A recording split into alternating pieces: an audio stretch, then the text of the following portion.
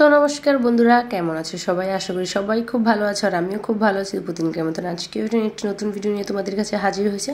দেশ এবং দেশের বাইরে থেকে যারা আমার ভিডিওটি দেখছে তাদের সবাইকে পরিস কিচেন ব্লগে স্বাগত। তো সবার কাছে আমার প্রথমে একটা রিকোয়েস্ট থাকবে, ভিডিওটি দেখার আগে আমাকে একটা লাইক দিয়ে তারপরে তোমার ভিডিওটি দেখা কন্টিনিউ করো। আর যদি ভিডিওটি পুরোপুরি দেখে তোমাদের কাছে ভালো লেগে যায় তাহলে একটা ভালো কমেন্ট করে যেও। আর আজকে আমি কিছু কথা বলবো, সেই কথাগুলো তোমরা এই ভিডিওর মাঝখানে তোমরা শুনতে পারবে, বুঝতে পারবে। তো আমার কথাগুলো শুনে যদি ভালো লাগে তাহলে সেই সম্বন্ধে কিছু কমেন্ট তোমরা আমাকে করো, তাহলে তোমাদের মতামতগুলো আমি বুঝতে পারবো। তো যাই হোক, এখানে আমি একটা পেয়ারা কাটছিলাম, আর এই পেয়ারাগুলো আমি আজকে আমার বাসার নিচে ভ্যানে করে নিয়ে আসছিল, তো সেখান থেকে কিনেছিলাম। তো পেয়ারাগুলো প্রথমে দেখে ভাবছিলাম হয়তো যে পেয়ারাগুলো হয়তো ভালো লাগবে না, কারণ উপরটা কেমন জানি দেখতে। তবে পেয়ারার ভিতরটা কিন্তু অনেকটাই দেখতে ভালো, আর খেতেও কিন্তু অনেকটা টেস্টি আর মানে মজাদার ছিল। তো আমি এখানে কিছু পেয়ারা কেটে নিয়েছিলাম, তো সেই পেয়ারাগুলোকে এখন আমি মরিচের গুঁড়া আর লবণ দিয়ে মেখে নেব। আমার কাছে এইভাবে পেয়ারা খেতে খুবই ভালো লাগে। তো কারা কারা এইভাবে পেয়ারা খেতে পছন্দ করো সেটা কিন্তু আমাকে কমেন্টে জানাবে।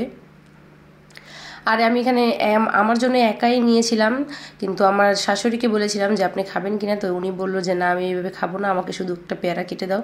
তো ওনাকে আমি শুধু পেয়ারা কেটে দিয়ে এসেছিলাম, তো উনি মরিচ দিয়ে খাবে না। আর আমি এখানে বসেছিলাম নিজে নিজে একাই খেতে, কিন্তু এখানে একটা মানে বোন এসছে, আমার দিদি আর কি। তো মানে তার আসলে কেউ থেকেও নেই, এরকম অবস্থা আর কি। তো সে মাঝে মধ্যে আমার কাছে আসে, এসে আমার সাথে গল্প সল্প করে আর কি, তার মনের কথাগুলো বলে আমার কাছে। পৃথিবীতে কিন্তু মেয়ে মানুষের আসলে মানে মাথার উপর একটি মানে ছাদ বলতে তার বাবা বা স্বামী বা সন্তান, এইরকম মানুষগুলার হাত থাকলে একটা মেয়ে মানুষ বা একটা নারীর জীবনে কিন্তু ছায়ার মতন কাজ করে। তো যখন একটা নারীর জীবনে তার বাবা, স্বামী বা সন্তান কেউই না থাকে, তখন কতটা অসহায় এই পৃথিবীতে লাগে সেই একজন নারীই জানে। তো ওই রকমই এই বোনটা আমার, যার কিনা পৃথিবীতে ভাই নেই, বাবা নেই, স্বামী নেই, সন্তান নেই, কেউ নেই। শুধু আছে কে একটা ভাইয়ের বউ আর ভাইয়ের মেয়ে, তাও তার ভাইয়ের কোনো ছেলে নেই, তাও মেয়ে আর ভাইয়ের বউ। তো এই এই মানুষগুলার কোনো ঘরে কোনো পুরুষ মানুষ নেই, তারা জানে যে অসহায়ত্ব কাকে বলে, তারা জানে যে একটা মানুষের কটু কথা কাকে বলে। তো যাই হোক, এই দিদিটা সবসময় আমার সাথে এসে অনেক গল্প সল্প করে, সে বাহিরে কাজ করে, এর ফাঁকে যখন টাইম পায় তখনই আমার কাছে আসে, এসে অনেক ধরনের কথা বলে বা আমার মেয়েটার সাথে অনেক মজা করে, দুষ্টামি করে। তো আমার তার জন্য খুব মায়া হয়। আসলে এই পেয়ারাগুলো আমি সেই দিদিটার সাথেই বসে বসে খাচ্ছিলাম, তাকে দিচ্ছিলাম আর আমি খাচ্ছিলাম। আর এই দিক দিয়ে আপনাদের ভাইয়া ফোন দিয়েছিল, তো তাকে দেখাচ্ছিলাম যে তুমি কি খাবে, খুব মজা। তো সে বলছিল খাও খাও, পেটে ব্যথা হলে তারপর বুঝতে পারবে। আসলে কিন্তু পেটে ব্যথা হয়নি, কিন্তু খাবারটা কিন্তু অনেকই মজা ছিল। তো আপনাদের ভাইয়ার নজর কিন্তু আমার খাবারে লাগেনি। তো যাই হোক, যেই কথাটা বলতেছিলাম যে পুরুষ মানুষ না থাকলে একটা সংসারে, সেই সংসারটা কিভাবে চলে, সেই সংসারের নারীগুলো কিভাবে চলে, সেটা মানে সংসারটাকে কিভাবে চালায় সেটা সেই নারীরাই বুঝে। তো যাই হোক, তাদের ফ্যামিলিটা তাও ভগবান দিলে খুব ভালোভাবেই চলছে, কারণ তারা সবাই মোটামুটি কাজ করে চলছে।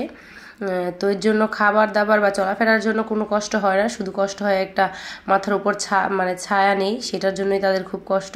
তো যাই হোক, ভগবান হয়তো সবার কপালে সব কিছু রাখে না। তো এই মানুষগুলোকে আসলে থাকতেই অনেক দাম দেওয়া উচিত, কারণ এই মানুষগুলো চলে গেলে বোঝা যায় যে দুনিয়াতে মানুষগুলোর দাম কতটুকু, মূল্য কতটুকু। তো আমরা আসলে অনেক নারীরাই আছি যারা কিনা পুরুষ মানুষকে অনেক হেলাফেলা করি বা তাদেরকে অনেক ধরনের মানে অপমানমূলক কথা বলি। তো এইসব যখন রাগের মাথায় বলি কিন্তু তারপর যখন মনে হয় যে আসলে এই মানুষটা না থাকলে আমার লাইফে এরকমটা হতো না, ওই রকমটা হতো না, তখন কিন্তু খুব খারাপ লাগে, অসহায় লাগে যে আসলে ভগবান যেমনই রাখুক, পুরুষ মানুষ বলতে আমার বাবা, আমার ভাই, আমার স্বামী, আমার সন্তান সবাইকে আমার মাথার উপর ছায়ার মতন করে রাখুক। তো আপুরা অনেক কথাই বলে ফেলেছিলাম, জানি না কোথায় ভুল বলেছি কোথায় ঠিক বলেছি। আপনারা আমার কথাগুলা মানে বুঝতে পারলে অবশ্যই কমেন্টে জানাবেন যে আমার কথাগুলো কি আসলে ঠিক না ভুল। তো এদিকে আমি নিয়ে চলে আসছিলাম কিছুটা মানে বাঙ্গি। তো এটা আমার বড় যা কাটছিল, সে এই বাঙ্গিটা কিনে আনছিল আমার বাসুর। তো সেখানে কেটে বলছিল যে আমি কাটবো, তুই ভিডিও করবি কিনা কর। তো আমি ঠিক আছে কাটবো, কাটেন, আমি ভিডিও করছি। তো ভিডিও করছিলাম আর খাওয়ার জন্য বসে আছিলাম, কাটার পর তো দিবে অবশ্যই। তো বড় জাগ কেটে সবাইকে দিয়েছিল। তো যাক, আমার বড় যাও আমার বড় বোনের মতন, আপনাদের এই ভিডিওটা না শুধু আরও অনেকটি ভিডিওতে বলেছি যে আমার বড় যা আমার বোনের মতন আমাকে কেয়ার করে। তো যাই হোক, এগুলাই সংসারে সুখ শান্তি বয়ে আনে, সবাই মিলমিশ করে থাকতে পারলে। তো এইদিকে কিছুটা নুডলস নিয়েছিলাম। তো সেই নুডলসটা আসলে আমি, আমার ভাই আর আমার ভাসুরের ছেলেই খাবো, কারণ সন্ধ্যার দিকে কেউ বাসায় ছিল না, আমরা তিনজনই বাসায় ছিলাম। তো এর জন্য আমরা ভাবলাম যে কিছুটা নুডলস রান্না করে খাই, এর জন্য ওইখানে একটু নুডলস রান্না করছিলাম। আসলে সবাই যদি বাসায় থাকতো তাহলে এতটুকু নুডলসে হতো না, আমরা তিনজন ছিলাম বলেই একটা কোকোলা নুডলস নিয়েছিলাম। তো সেই নুডলসটা দিয়ে আমরা তিনজন বসে বসে খেয়েছিলাম। আমার পরিও ছিল না বাসায়, তো পরি থাকলে আবার পরি নুডলসটা অনেক পছন্দ করে, সে খেতে চাইতো, কিন্তু পরি বাসায় ছিল না, তো পরি খেতে পারিনি, আমরা তিনজনই খেয়েছি। তো যাই হোক বন্ধুরা, আপনাদের কাছে আমার একটাই রিকোয়েস্ট, আপনারা আমার পুরোপুরি ভিডিওটা যদি ফুল ওয়াচ করে থাকেন তাহলে ভালো একটি কমেন্ট করে আমার ভিডিওটিতে একটা লাইক করে দিয়ে যাবেন। আর যারাই আছেন আমার বন্ধুরা নতুন, তারা আমার ভিডিওটিতে একটা লাইক কমেন্ট করে আর আমার চ্যানেলটিকে সাবস্ক্রাইব করে আমার চ্যানেলটির পাশেই থাকবেন। তো আমার চ্যানেলটি খুলেছে আজকে প্রায় 2 মাস হয়ে যাচ্ছে। তো জানি না আমি কতটুকু কাজ করে সামনের দিকে যেতে পারছি, আমি এই সম্বন্ধে কোনো কিছু আমার ধারণা নেই, তবে আমি কাজ করছি, আশা করি একদিন আমি ভালো কিছু করব।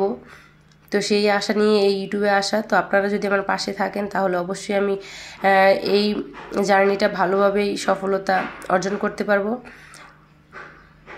তো আপুরা, আমার ভিডিওটির মধ্যে অনেক ধরনের অনেক কথা বলি, কেউ যদি মনে কষ্ট পেয়ে থাকেন তাহলে আমাকে ক্ষমা দৃষ্টি থাকবেন। তো আমার ভিডিও এই পর্যন্ত, আপনারা সবাই ভালো থাকবেন।